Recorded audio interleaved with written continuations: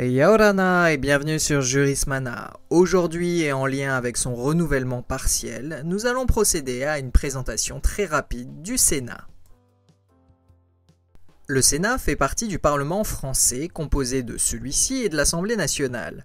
On considère le Sénat comme la chambre haute du Parlement, par opposition à l'Assemblée nationale, la chambre basse, dans le sens où le mode de désignation des sénateurs est moins direct que celui au suffrage universel des députés. Il siège au Palais du Luxembourg, dans le 6e arrondissement de Paris. Le Sénat est composé de 348 sénateurs d'un mandat de 6 ans, la Chambre étant renouvelée par moitié tous les 3 ans.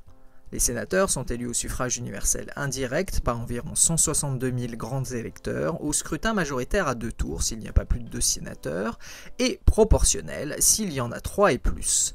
Dans chaque département ou autre collectivité des Outre-mer, les sénateurs sont élus par un collège électoral de grands électeurs formé d'élus de cette circonscription.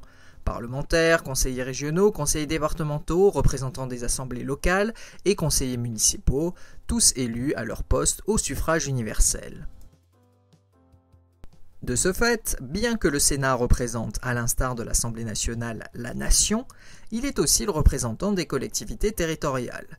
Le Sénat est ainsi considéré comme étant amené à défendre les intérêts des communes, des départements, des régions et des collectivités des Outre-mer.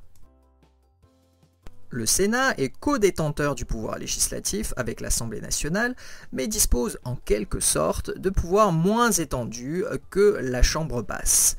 En effet, lors de l'examen d'un texte, en cas de désaccord avec l'Assemblée nationale, le Sénat n'aura pas le dernier mot. Le gouvernement peut en effet demander à l'Assemblée nationale de statuer en dernier ressort. En revanche, dans le cas d'un projet de révision constitutionnelle, le gouvernement ne peut passer contre la position du Sénat et il faudra que les deux chambres s'entendent. Comme l'Assemblée nationale, le Sénat contrôle l'action du gouvernement en séance publique et de façon permanente par le travail des commissions. Les actions de contrôle prennent la forme de questions, rapports, débats, mais contrairement à l'Assemblée nationale, le Sénat est dans l'incapacité de mettre en cause la responsabilité du gouvernement.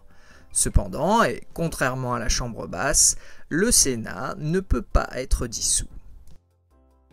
Et voilà, nous en avons terminé avec cette toute petite vidéo sur le Sénat. Merci à tous et à très bientôt sur Jurismana. Parheyane!